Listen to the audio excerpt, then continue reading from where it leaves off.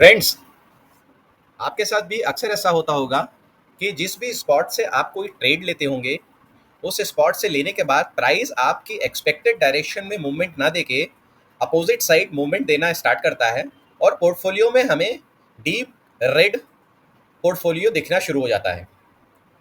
ऐसा क्यों होता है? ऐसा इसलिए होता है कि जब कभी भी हम स्टॉक को बाय करते हैं, सो इससे पहले हम ये नहीं सोचते हैं कि क्या प्राइस एक्चुअल बाइंग लेवल पे है या नहीं है। क्या जहाँ से हम बाय कर रहे हैं, यहाँ से बाइंग कंटिन्यू हो रही है या सेलिंग। इन सभी कंटेंट को आज के एपिसोड में हम डिस्कस करेंगे कि एक प्राइस एक्शन एस्टेब्लिश होने के बाद उस प्राइस एक्शन में उन स्पॉट्स को कैसे आइडेंटिफाई करें जहाँ से ट्रेड लेने पे ट्रेड हमारे साइड ही पॉजिटिव मूवमेंट दे, अकॉर्डिंगली हम ट्रेड से कुछ प्रॉफिट बना सकें। सो वीडियो में बने रहें, मिलते हैं नेक्स्ट पार्ट में।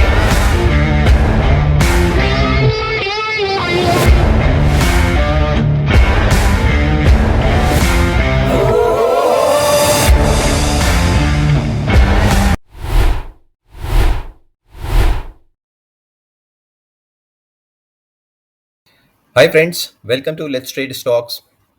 उम्मीद करता हूँ आप सभी ठीक ठाक होंगे। जैसा कि टेक्निकल एनालिसिस की इस सीरीज में हमने पिछले कुछ एपिसोड में समझा कि एक चार्ट पे किसी स्टॉक के प्राइस एक्शन के अकॉर्डिंग हम ट्रेंड को कैसे आइडेंटिफाई करते हैं। अकॉर्डिंगली एक ट्रेंड आइडेंटिफाई करने के बाद ही हम एक अच्छे ट्रेड का प्लान कर सकते हैं ताकि उस स्टॉक के एग्जीक्यूशन में हमें बेस्ट बेनिफिट मिल सके। आज के एपिसोड में हम डिस्कस करेंगे कि एक ट्रेंड आइडेंटिफाई होने के बाद वो कौन से स्पॉट होते हैं या कौन से जोन होते हैं जहां से हम अपने ट्रेड को एग्जीक्यूट कर सकते हैं to get a best profit in stock. जैसा कि पिछले एपिसोड में हमने समझा कि किसी चार्ट को एनालाइज करने का पहला स्टेप होता है कि उस चार्ट पे होने वाले प्राइस एक्शन को आइडेंटिफाई किया जाए। प्राइस एक्शन आइडेंटिफाई करने के बाद ही हम स्टॉक के डायरेक्शन के अकॉर्डिंग उसे अप ट्रेंड या डाउन ट्रेंड में कैटेगराइज कर सकते हैं। ये प्राइस एक्शन तीन तरह के मूवमेंट से होता है, जिसमें पहला मूवमेंट इम्पल्सिव होता है, दूसरा मूवमेंट करेक्टिव और तीसरा वापस से एक इम्पल्सिव मूवमेंट होता है जो कि पिछले करेक्टिव मूवमेंट के हाई को ब्रेक करके एस्टेब्लिश करता है। इस तरह के प्राइस एक्शन को हम एक ट्रेंडिंग प्राइस एक्शन कहते हैं। अभी हमने समझा कि हर इम्पल्सिव मूव के बाद एक करेक्टिव मूव एक्सपेक्टेड होता है। जब कभी भी एक एस्टेब्लिश प्राइस एक्शन में एक लेटेस्ट इम्पल्सिव मूव आता है, हम फर्दर एक्सपेक्ट करते हैं कि एक इम्पल्सिव मूव के बाद हमें एक करेक्टिव मूव फिर से देखने को मिल सकता है। ये करेक्टिव मूव किस लेवल तक करेक्ट होगा, ये डिपेंड करता है कि प्रीवियस इम्पल्सिव मूव की रेंज में कुछ डिमांड, कुछ सप्लाईज या कुछ ऐसे स्पॉट्स अवेलेबल हों जो कि प्राइस को एक्सेप्ट करें एंड वापस से इम्पल्सिव मूवमेंट के तरफ रिजेक्ट कर दें। जैसा कि इस अप ट्रेंड और डाउन ट्रेंड की चार्ट में हम देख पा रहे हैं कि हमें एक इम्पल्सिव मूव मिला, उसके बाद एक करेक्टिव मूव मिला एंड वापस से जब एक इम्पल्सिव मूव मिला, हमने एक प्राइस एक्शन एस्टेब्लिश होता देखा। अभी जो लेटेस्ट प्राइस एक्शन या लेटेस्ट मूवमेंट हमें दिख रहा है, या मैं कह सकता हूं कि लेटेस्ट इम्पल्सिव मूव जो दिख रहा है, इसके बाद हमें एक करेक्टिव मूव एक्सपेक्टेड है। अब ये करेक्टिव मूव इस इम्पल्सिव मूव की किस रेंज तक करेक्ट होगा, क्या ये करेक्ट यहां तक होगा या यहां तक होगा या यहां तक होगा, ये डिपेंड करता है इस इम्पल्सिव मूव के अंदर अवेलेबल कुछ स्पॉट्स पे या की एरियाज पे। इनके की एरियाज को हम डिमांड या सप्लाई जोन, ऑर्डर ब्लॉक्स या पॉइंट ऑफ इंटरेस्ट यानी कि पीओआई के नाम से जानते हैं। इन स्पॉट्स को, डिमांड को, सप्लाई को चार्ट पे हम कैसे आइडेंटिफाई करते हैं, आइए इसको समझते हैं। इन केस ऑफ डिमांड हमें मिनिमम 3 कैंडल की जरूरत होती है to identify a demand zone. यानी कि एक डिमांड जोन को आइडेंटिफाई करने के लिए मिनिमम 3 कैंडल की जरूरत होती है, जिसमें कि दूसरी कैंडल का इंपॉर्टेंट प्राइस एक्शन यानी कि क्लोजिंग प्राइस पहली कैंडल की क्लोजिंग प्राइस से लोअर साइड होना चाहिए। अगर दूसरी कैंडल का क्लोजिंग प्राइस पहली कैंडल की क्लोजिंग प्राइस से लोअर साइड है, सो इस कंडीशन में हम मिड कैंडल की हाई एंड लो रेंज को मार्क करते हुए एक जोन आइडेंटिफाई करेंगे जिसे कि हम डिमांड जोन कहते हैं। सिमिलरली सप्लाई जोन की अगर हम बात करें तो सप्लाई जोन को आइडेंटिफाई करने का भी सेम रूल है कि सप्लाई जोन भी हमें मिनिमम 3 कैंडल से आइडेंटिफाई करते हैं। इन 3 कैंडल में दूसरी कैंडल का क्लोजिंग प्राइस एक्शन पहली कैंडल की क्लोजिंग प्राइस एक्शन से अपसाइड होना चाहिए। अगर दूसरी कैंडल का price action closing price action पहली कैंडल की क्लोजिंग प्राइस एक्शन से अपसाइड होता है, सो हम मिडिल कैंडल की हाई एंड लो की रेंज को मार्क करके एक सप्लाई जोन को इंडिकेट कर सकते हैं। अक्सर ये देखा गया है कि जब हम रियल चार्ट को एनालाइज करते हैं, सो हम थ्योरेटिकल इंफॉर्मेशन या क्राइटेरिया को कंप्लीटली अप्लाई नहीं कर पाते। इसके लिए सबसे आसान तरीका ये है कि हम कैंडल के अंदर होने वाले प्राइस एक्शन को समझें। अकॉर्डिंगली हमें उन क्राइटेरिया को फुलफिल करने में ज़्यादा आसानी होती है। जैसा कि अभी हमने बात की कि डिमांड और सप्लाई जोन आइडेंटिफाई करने के लिए हमें मिनिमम 3 कैंडल की ज़रूरत होती है। इन 3 कैंडल में होने वाले प्राइस एक्शन को अगर समझ लिया जाए तो हमें एक डिमांड या सप्लाई जोन मार्क करने में बहुत ही आसान होती है। आइए समझते हैं कि ये कौन से प्राइस एक्शन हैं जो डिमांड या सप्लाई को एनकरेज करते हैं। जैसा कि हम देख पा रहे हैं कि इन 3 कैंडल में अगर हम डिमांड की बात करें, आप देख रहे हैं कि पहली कैंडल का प्राइस एक्शन एक इंपल्सिव मूवमेंट देते हुए इस हाई तक जाता है। दूसरी कैंडल के हाई तक प्राइस कंटिन्यूअस इंपल्सिव मूवमेंट दिखाता है, जिसके बाद से प्राइस एक करेक्टिव मूव दिखाते हुए इस लो तक आता है एंड वापस price further impulsive move start करके इस हाई पर क्लोजिंग दे देता है। अगर प्राइस एक्शन के रूल को हम देखें, जो करेक्टिव मूव हमें नजर आ रहा है इस छोटे से प्राइस एक्शन में, ऑब्वियसली ये करेक्टिव मूव एस्टेब्लिश होता है बिकॉज ऑफ सेकेंड कैंडल की क्लोजिंग प्राइस। अगर सेकेंड कैंडल का क्लोजिंग प्राइस पहली कैंडल से ऊपर है, उस कंडीशन में हम इसे करेक्टिव मूव नहीं मानेंगे। अगर इस तरह का प्राइस एक्शन होता है, दूसरी कैंडल की क्लोजिंग पहली कैंडल की क्लोजिंग से नीचे होती है, हम ये मानते हैं कि पहले इंपल्सिव मूव के बाद एक करेक्टिव मूव आया, उसके बाद फर्दर फिर से एक इंपल्सिव मूव एस्टेब्लिश हो गया। इस तरह से 3 कैंडल से हम जो करेक्टिव मूव एस्टेब्लिश हुआ है या करेक्टिव मूव जो दिखा है उसकी रेंज को मार्क कर लेते हैं। इसी रेंज को हम डिमांड जोन के नाम से जानते हैं। सिमिलरली अगर हम डाउन ट्रेंड की बात करें या सप्लाई जोन को आइडेंटिफाई करने की बात करें, तो इसके प्राइस एक्शन को भी अगर हम समझेंगे तो प्राइस ने एक इंपल्सिव डाउन प्राइस एक्शन दिखाया इस रेंज तक। अगर आप क्लोजली देखेंगे तो कंटिन्यूअस सेलिंग आई इस रेंज तक, इस लो तक। इस लो के बाद प्राइस ने एक अपसाइड क्लोजिंग दी जो कि यहां तक अपसाइड मूवमेंट दिखाया। इस अपसाइड मूवमेंट को हम एक करेक्टिव मूव बोल सकते हैं in case of down side price action. इस करेक्टिव मूव के बाद वापस से प्राइस ने जब डाउन साइड की जर्नी स्टार्ट की, इसने क्लोजिंग हमें यहां पे लाके दी। अगर हम इस क्लोजिंग तक प्राइस एक्शन को आइडेंटिफाई करेंगे, यहां पे एक इंपल्सिव मूव मिल रहा है, एक करेक्टिव मूव मिल रहा है एंड वापस से इंपल्सिव मूव मिल रहा है। इस तरह के प्राइस एक्शन में जो करेक्टिव मूव की रेंज होगी, उस करेक्टिव मूव की रेंज को ही हम सप्लाई जोन के तौर पे मार्क कर सकते हैं। ये एक बड़ा सिंपल सा रूल है समझने का, रादर देन इस रूल को रखना कि मिडिल कैंडल एक डिमांड या सप्लाई हो सकती है। अगर हम प्राइस एक्शन के थ्रू डिमांड या सप्लाई को मार्क करेंगे, ये और ज्यादा ऑथेंटिक एंड ट्रांसपेरेंट मार्किंग होगी। अभी इस तरह के प्राइस एक्शन को मार्क करने का बेनिफिट क्या है ये भी देखते हैं। कभी कभी ऐसा होता है कि ये पहली कैंडल का हाई साइड ऊपर निकल जाता है और दूसरी कैंडल के सारे प्राइस एक्शन पहली कैंडल के प्राइस एक्शन के अंदर हो जाते हैं। उस केस में आप देख पा रहे हैं कि हम अपने फर्स्ट इंपल्सिव मूव की हाई को यहां तक मार्क करेंगे और हम अकॉर्डिंगली हमारा डिमांड जोन कैलकुलेट होगा इस करेक्टिव मूव का रेंज तक। अभी आप देख पा रहे हैं कि पहली कैंडल का हाई यहां पे हो गया, सो इस हाई से दूसरी कैंडल के लो तक की जो करेक्टिव मूवमेंट हुई है इसको हम एक डिमांड जोन के तौर पे मार्किंग कर सकते हैं।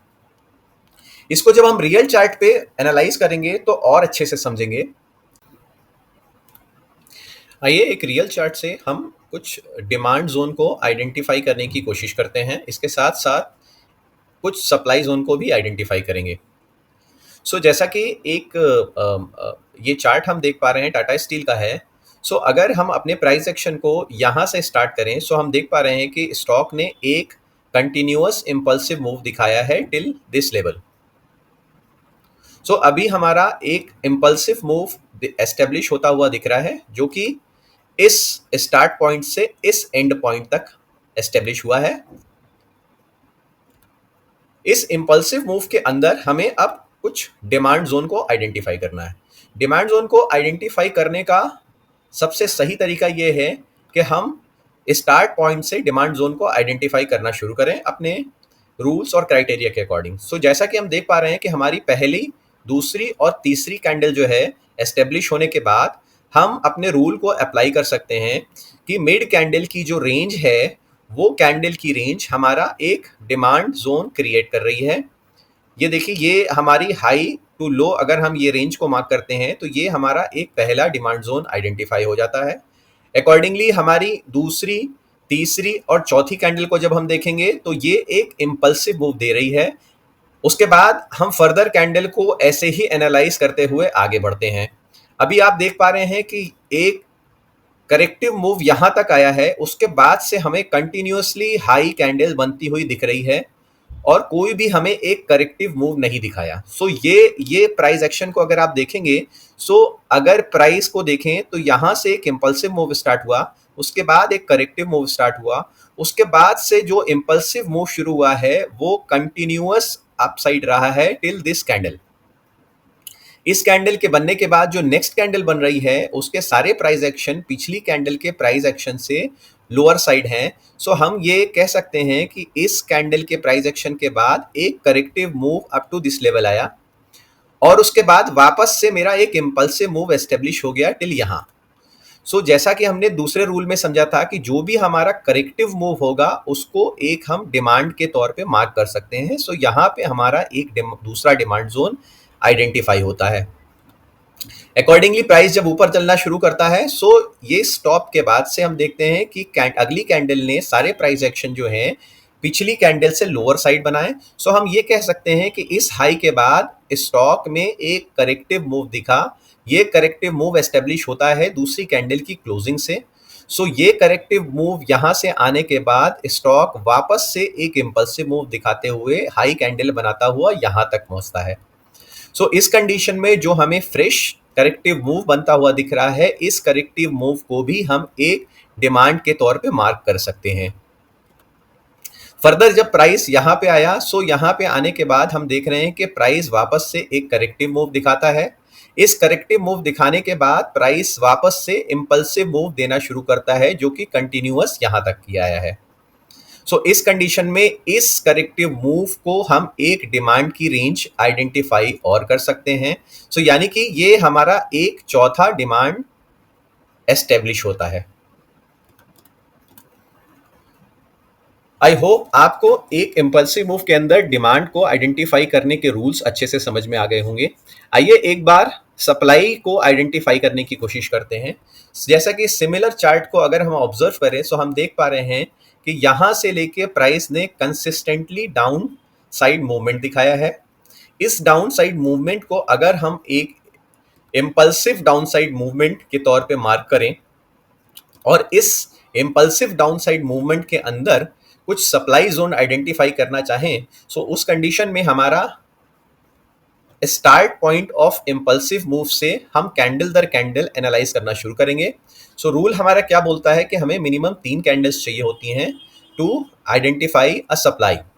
यहाँ पे हम देख रहे हैं कि पहली कैंडल के बाद दूसरी कैंडल के सारे प्राइस एक्शन इसके लोअर साइड हैं, इसलिए ये एक इंपल्सिव मूव में ही काउंट होगा।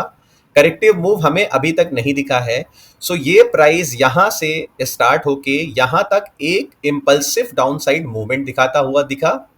अभी उसके बाद आप देख पा रहे हैं कि नेक्स्ट जो ग्रीन कैंडल बनती है उसका प्राइस एक्शन पिछली कैंडल के प्राइस एक्शन के रेंज के अंदर ही है। सो इस केस में हम देख रहे हैं कि इस ग्रीन कैंडल की क्लोजिंग प्राइस पिछली कैंडल की क्लोजिंग प्राइस से हायर साइड है। सो इस कंडीशन में इस प्राइस एक्शन को एक करेक्टिव मूव मान के हम यहां तक की मार्किंग करेंगे, और इस करेक्टिव मूव के बाद जो भी इंपल्सिव मूव कंटिन्यूअस आया है उसे हम कंटिन्यूअस मार्क कर लेंगे। अभी ये जो इंपल्सिव करेक्टिव और इंपल्सिव मूव हमें एक डाउन ट्रेंड में एस्टेब्लिश होता दिख रहा है, इस करेक्टिव मूव को हम एक सप्लाई जोन के तौर पे मार्किंग कर सकते हैं। सो ये थे कुछ सिंपल से rule to mark a demand और supply zone on a chart. मैं आपसे रिक्वेस्ट करूंगा कि आप चार्ट पे सिमिलरली डिमांड और सप्लाई जोन को आइडेंटिफाई करें और अकॉर्डिंगली अपने डिमांड को मार्क करें। आइए अब बात करते हैं दूसरे पीओआई यानी ऑर्डर ब्लॉक की। ऑर्डर ब्लॉक क्या होता है, ऑर्डर ब्लॉक को किसी चार्ट पे हम कैसे आइडेंटिफाई करते हैं, इससे पहले हम ये समझ लें कि ऑर्डर ब्लॉक होता क्या है। सो ऑर्डर ब्लॉक हम 3 कैंडल के प्राइस एक्शन से स्टार्ट होने वाले ऐसे इम्पल्सिव मूव को कहते हैं जिस इम्पल्सिव मूव में एक इनएफिशिएंसी ऑब्जर्व हो। ये इनएफिशिएंसी हम कैसे आइडेंटिफाई करते हैं, आइए इन 3 कैंडल के एग्जाम्पल से समझते हैं।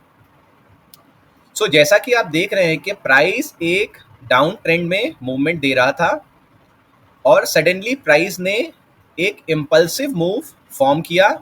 इम्पल्सिव मूव फॉर्म करने की कंडीशन अप्लाई हुई कि इस इम्पल्सिव मूव ने पिछली इम्पल्सिव और करेक्टिव मूव व्हाटएवर जो भी रहा हो इसके हाई से ऊपर क्लोजिंग दे दी। सो करेंट प्राइस हमारा एक इम्पल्सिव मूवमेंट की कैटेगरी में आ गया।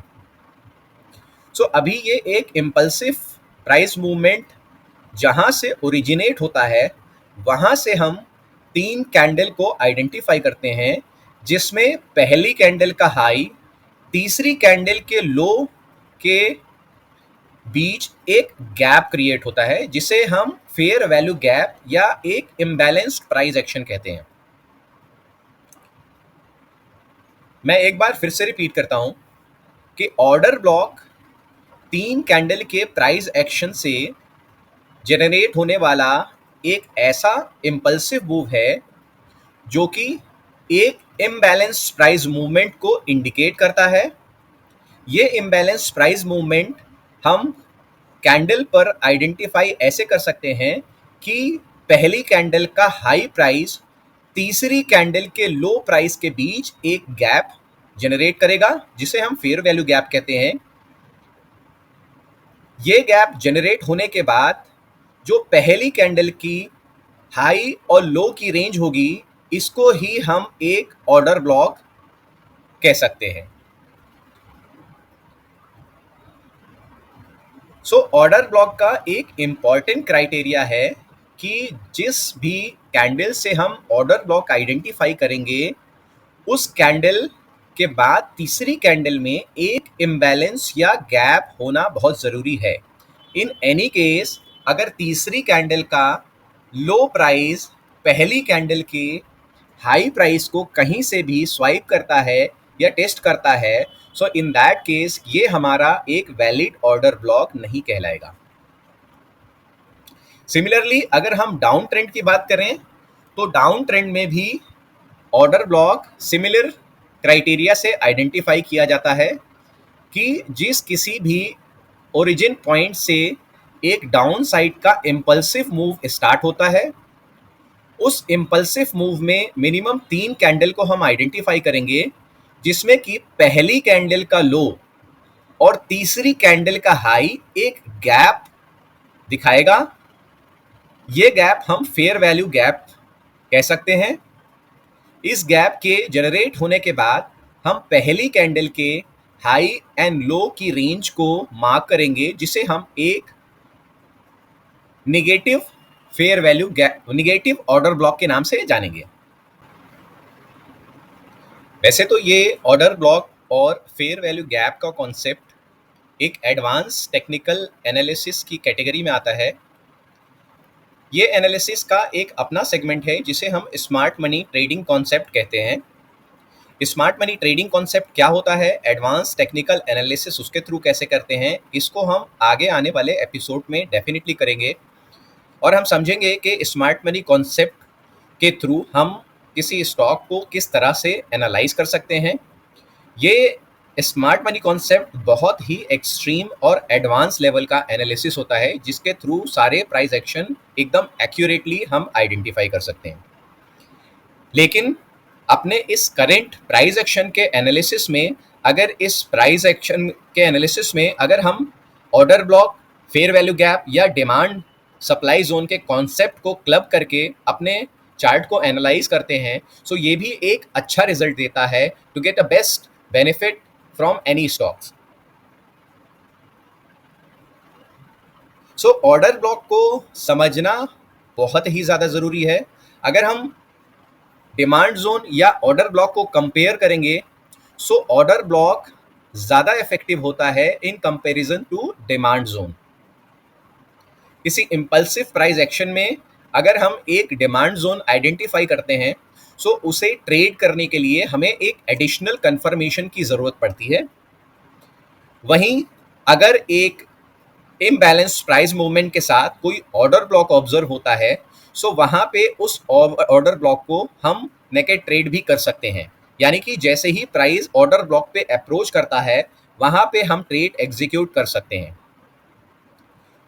Price action and order block के थ्रू ट्रेड एग्जीक्यूट करने की क्या स्ट्रेटजी होगी, वो कॉम्प्रिहेंसिवली हम नेक्स्ट एपिसोड में कवर करेंगे। और उसके साथ साथ ये भी समझेंगे कि कौन से ऑर्डर ब्लॉक सबसे ज़्यादा इफेक्टिव होते हैं जहाँ से कि हमें स्टॉक का एक अच्छा मूवमेंट मिले। आइए ऑर्डर ब्लॉक को हम एक रियल चार्ट पे भी आइडेंटिफाई करने की कोशिश करते हैं। बैंक निफ्टी के इस 2 आवर्स के चार्ट पे हम ऑर्डर ब्लॉक आइडेंटिफाई करते हैं। सो ऑर्डर ब्लॉक आइडेंटिफाई करने का क्राइटेरिया ये बोलता है कि ऑर्डर ब्लॉक किसी इम्पल्सिव मूव की रेंज के अंदर ही आइडेंटिफाई होते हैं। सो जैसा कि हम देख पा रहे हैं कि एक प्राइस का ओरिजिन इस पॉइंट से स्टार्ट होके इस पॉइंट पे एंड हो रहा है। सो क्या हम इस मूवमेंट को एक इम्पल्सिव मूव कैटेगराइज कर सकते हैं? अगर नॉर्मल वे में हम देखें तो हम इसे एक इम्पल्सिव मूव कह सकते हैं, लेकिन क्विकली हम क्राइटेरिया को भी चेक कर सकते हैं कि एक इम्पल्सिव मूव अपने पिछले मूवमेंट के हाई को ब्रेक करना जरूरी होता है। सो जैसा कि हमारा पिछला मूवमेंट जो है एक डाउन साइड मूवमेंट था, इस डाउन साइड मूवमेंट के बाद हमें एक वापस से अप साइड मूवमेंट यहाँ तक का दिख रहा है। ये अप साइड मूवमेंट हमारे पिछले डाउन साइड के मूवमेंट के हाई प्राइस को ब्रीच करके क्रिएट हुआ है। सो यानी कि हमारा करेंट प्राइस मूवमेंट जो है वो एक एस्टेब्लिश्ड इम्पल्सिव प्राइस मूवमेंट है। अब इस इम्पल्सिव प्राइस मूवमेंट की रेंज में ही हमें अपने ऑर्डर ब्लॉक आइडेंटिफाई करने हैं। सो जब कभी भी हमें इम्पल्सिव मूव आइडेंटिफाई हो जाता है तो इम्पल्सिव मूव की ओरिजिन पॉइंट से हम ऑर्डर ब्लॉक को आइडेंटिफाई करना शुरू करते हैं। ऑर्डर ब्लॉक आइडेंटिफाई करने का सबसे पहला क्राइटेरिया है कि हमें तीन कैंडल से बनी एक इम्पल्सिव मूव को आइडेंटिफाई करना है। इन 3 कैंडल के बीच में एक इनएफिशिएंसी होनी चाहिए या इन 3 कैंडल के बीच एक फेयर वैल्यू गैप भी होना चाहिए। सो जैसा कि हम देख पा रहे हैं कि यहाँ पे पहली, दूसरी और तीसरी कैंडल ने एक स्ट्रॉन्ग इम्पल्सिव मूव दिया।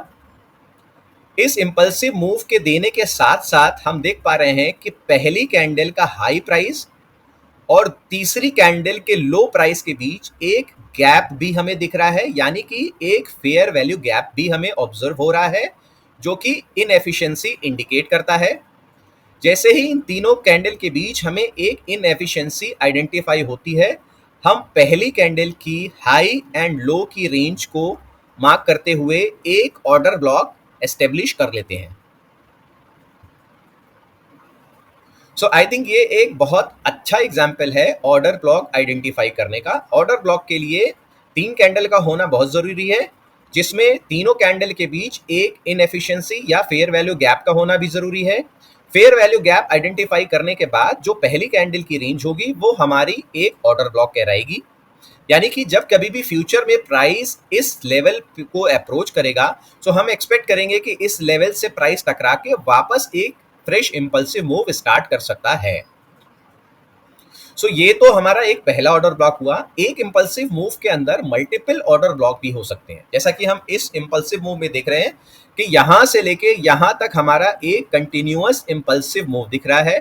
इसे हम इंपल्सिव मूव इसलिए कह रहे हैं कि जैसा कि आप समझेंगे कि इसके बाद, इस मूवमेंट के बाद सारी कैंडल्स जो है, अगली कैंडल जो है इनसाइड कैंडल बन रही है। सो ये कैंडल को हम किसी मूवमेंट में काउंट नहीं कर सकते। अगली कैंडल फिर से एक इंपल्सिव मूव यहां तक का दे रही है। उसके बाद की 1 2 3 कैंडल्स जो हैं ये विद इन दिस कैंडल एक प्राइस एक्शन दे रही है। तो इन कैंडल को हम इग्नोर करके हम अगली कैंडल को अगर देखें, सो हमें ये क्लियर इंडिकेशन मिलता है कि प्राइस ने जब एक इंपल्सिव मूव स्टार्ट किया तो ये इंपल्सिव मूव यहां तक कंटिन्यूअस रहा। अकॉर्डिंगली इस कैंडल के बाद भी अगर हम देखें तो हमें एक छोटा सा एक करेक्टिव मूव नजर आता है, या कि हम करेक्टिव मूव ना बोल के इसे भी इनसाइड कैंडल में ही काउंट कर सकते हैं। और उसके बाद प्राइस कंटिन्यूअस आगे बढ़ता जाता है। प्राइस यहां तक का अपसाइड या इस रेंज से यहां तक के एक इंपल्सिव मूव देने के साथ साथ एक ऑर्डर ब्लॉक एस्टेब्लिश करता है। एक ऑर्डर ब्लॉक एस्टेब्लिश होने के बाद जब प्राइस यहां पे पहुंच रहा है तो यहां से हमें एक क्लियर डाउन साइड का मूवमेंट दिख रहा है या करेक्टिव मूवमेंट दिख रहा है। इस करेक्टिव मूवमेंट की हाई को वापस से एक फ्रेश इंपल्सिव मूव ने ब्रेक कर दिया। सो इस कंडीशन में भी हम एक ऑर्डर ब्लॉक आइडेंटिफाई कर सकते हैं। ऑर्डर ब्लॉक आइडेंटिफाई करने का क्राइटेरिया सेम होगा कि जहां से मेरा दूसरा इंपल्सिव मूव स्टार्ट हो रहा है, with in first impulsive move अगर दूसरा छोटा इंपल्सिव मूव आइडेंटिफाई होता है, सो इसमें हमारी पहली कैंडल, दूसरी कैंडल और तीसरी कैंडल के बीच में एक इनएफिशिएंसी या फेयर वैल्यू गैप होना चाहिए। सो जैसा कि हम देख पा रहे हैं कि पहली कैंडल का हाई ये है और तीसरी कैंडल का हाई हमारा, तीसरी कैंडल का लो हमारा ये है। इस कंडीशन में हमने ये दूसरी कैंडल को इसलिए इग्नोर किया क्योंकि ये इनसाइड कैंडल है, पहली प्राइस एक्शन के अंदर ही है। सो हमारा पहली कैंडल इसे मानेंगे, दूसरी कैंडल ये है और तीसरी कैंडल ये है। इन तीनों कैंडल के इंपल्सिव मूव को अगर हम देखेंगे तो इसमें एक इनएफिशिएंसी या गैप भी है। अकॉर्डिंगली जो पहली कैंडल हमारी है उसकी रेंज को हम एक ऑर्डर ब्लॉक मार्क कर सकते हैं।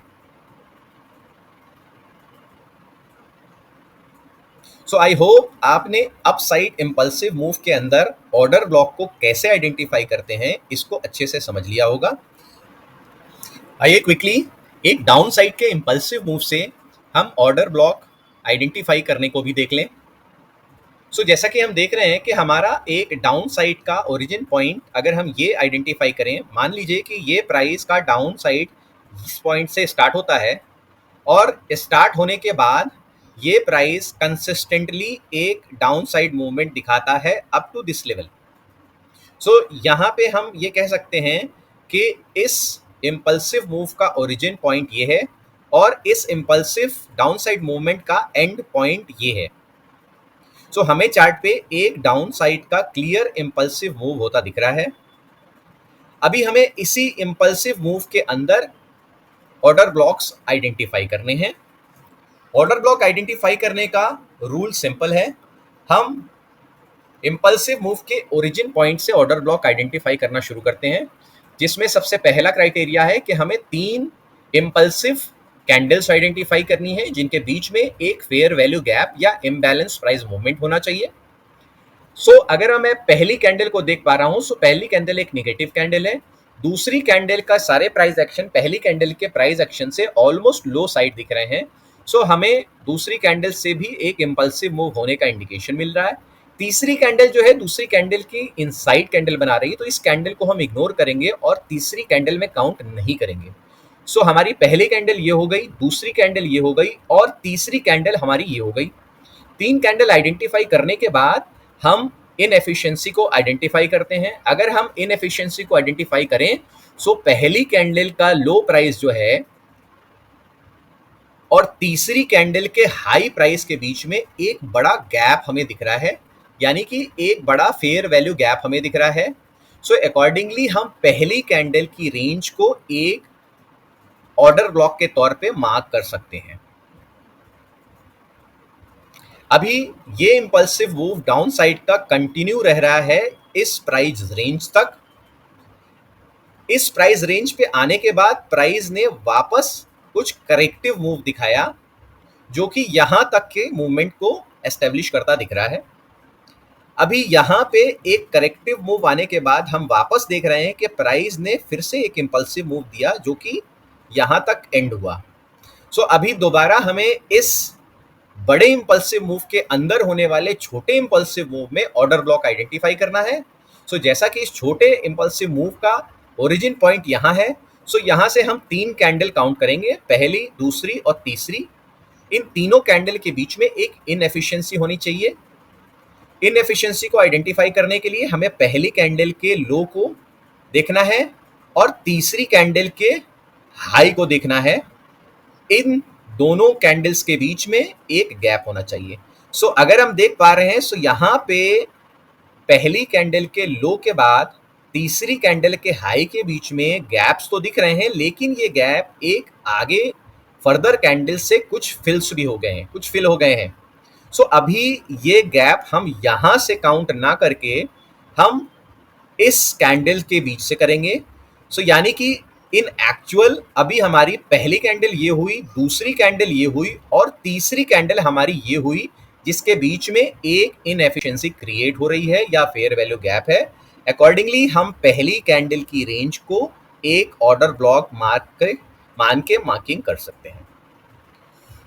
सो ये था कुछ सिंपल से एग्जाम्पल्स किसी इंपल्सिव मूव के अंदर ऑर्डर ब्लॉक आइडेंटिफाई करने का। मैं आपसे रिक्वेस्ट करूंगा कि आप चार्ट को रिव्यू करें, चार्ट पे इंपल्सिव मूव आइडेंटिफाई करें। इंपल्सिव मूव आइडेंटिफाई करने के बाद खुद से ही वहां पे ऑर्डर ब्लॉक को मार्किंग सीखें। ऑर्डर ब्लॉक के मार्किंग के रूल्स बड़े क्लियरली हैं कि 3 कैंडल का होना मिनिमम जरूरी है। इन तीनों कैंडल के बीच में एक फेयर वैल्यू गैप या इनएफिशिएंसी का होना बहुत जरूरी है। जैसे ही हम इनएफिशिएंसी आइडेंटिफाई करते हैं सो जो पहली कैंडल हमारी होगी उस कैंडल की रेंज हमें एक ऑर्डर ब्लॉक मार्क करने का इंडिकेशन देती है। सो आई होप आज के एपिसोड में हमने बहुत अच्छे से पॉइंट ऑफ इंटरेस्ट को समझा और इसके साथ साथ ये भी जाना कि एक डिमांड जोन या सप्लाई जोन क्या होता है, डिमांड और सप्लाई जोन के बाद ऑर्डर ब्लॉक क्या होता है, ऑर्डर ब्लॉक को हम किसी इंपल्सिव मूव में कैसे आइडेंटिफाई करते हैं। ये सारी चीज़ें हमने आज के एपिसोड में कवर की। नेक्स्ट एपिसोड में हम पिछले प्राइस एक्शन से लेके ऑर्डर ब्लॉक मार्किंग तक के सारे रूल्स को अप्लाई करके एक ट्रेडिंग स्ट्रेटजी को आइडेंटिफाई करेंगे। अकॉर्डिंगली हम समझेंगे कि एक सिंपल प्राइस एक्शन के साथ साथ हम किसी ट्रेड को कैसे एग्जीक्यूट कर सकते हैं। इस स्ट्रेटजी को हम कोशिश करेंगे कि सिंपल पेपर ट्रेडिंग से मल्टीपल टाइम आप अप्लाई करें और देखें कि इसका सक्सेस रेट कितना है।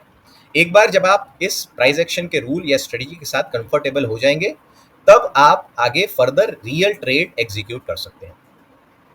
सो आज के एपिसोड का अगर कंटेंट आपको पसंद आया है सो मैं रिक्वेस्ट करूंगा कि इस कंटेंट को लाइक करें। अगर आपको इस कंटेंट में कुछ समझ में नहीं आया तो वीडियो के कमेंट सेक्शन में अपने कमेंट को डालें और क्लैरिफिकेशन हमसे एक्सपेक्ट करें। हम इमीडिएटली आपको क्लैरिफिकेशन प्रोवाइड करेंगे। इन एनी केस अगर आपको वहाँ से जवाब नहीं मिलता तो वीडियो के डिस्क्रिप्शन में हमारे व्हाट्सएप ग्रुप का लिंक दिया है जिससे कि आप हमारे ग्रुप के मेंबर बन सकते हैं। वो फ्री ऑफ कॉस्ट है और इस ग्रुप पे भी आप लर्निंग कंटेंट को डिस्कस कर सकते हैं या कुछ क्लैरिफिकेशन ले सकते हैं। सो आज के एपिसोड में इतना ही।